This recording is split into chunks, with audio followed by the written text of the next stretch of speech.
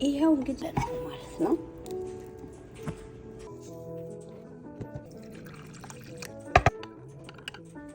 ሰላም ቤተሰቦች፣ እንግዲህ እርሾችን እንደዚህ ኩፍ ብላለች። ከዛ ሳኑን እናመጣና እንግዲህ ተቀጣጣ ፒሳ እንሰራለን። ይሄ 2 ኩባያ ማለት ነው። እቺ ግማሽ ማንኪያ የሻይ ማንኪያ ጨው ናት። ከዛ ይሄ ኩፍ ያለው እርሾችንን እዚህ ላይ እናደርጋለን ማለት ነው። ቦታችንን እንጨምራለን።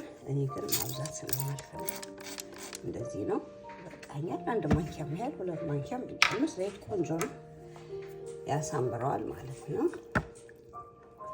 ከዛ እንደዚህ እናቀላቅለውና ይሄው እንደዚህ ሽታ አድርገናል።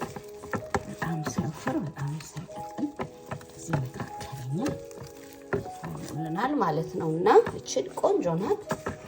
እንግዲህ ኮፍ ሲል ደግሞ እንገናኛለን። ያው እንደዚህ ቆንጆ ሆኗል። ደግሞ ሶሳችንን እናደርጋለን። ይሄ ግማሽ ነው ለአንድ ፒዛ። እኔ 1 ነው የምጠቀመው። 1 እናደርግና ይሄ የደረቀ ሽንኩርት ነው ማለት ነው። ይሄ ደግሞ ነጭ ሽንኩርት ነው የደረቀ።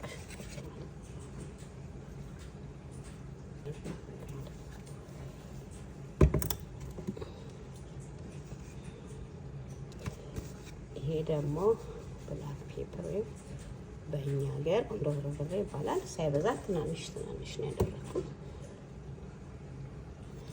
ከዛ ሱፕ እናቀርባለን ማለት ነው። በደንብ ከተዋሃደ በኋላ ፒሳችን ላይ እናደርጋለን ማለት ነው።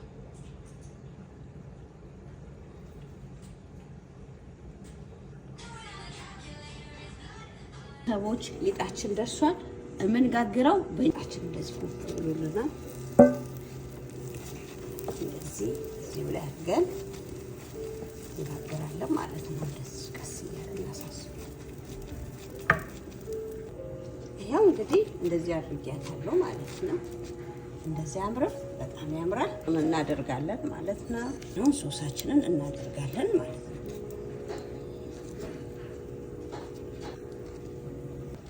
ይሄው እንግዲህ ሶሳችንን እንደዚህ ያደርጋል ማለት ነው። ቀጥለን ቺዛችንን እናደርጋለን። እንደዚህ በጣም ያምራል። ይሄው አሁን ደግሞ ቺዛችንን እናደርጋለን ማለት ነው።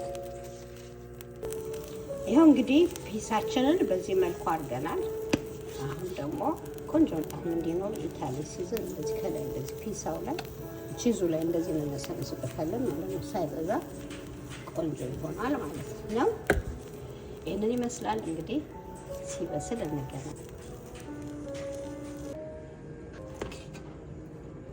እንግዲህ ፒሳችን ይሄንን ይመስላል፣ በስሎልናል።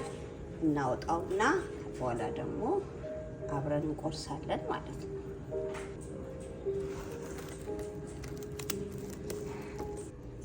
እንግዲህ እንቆርሳለን አብረን።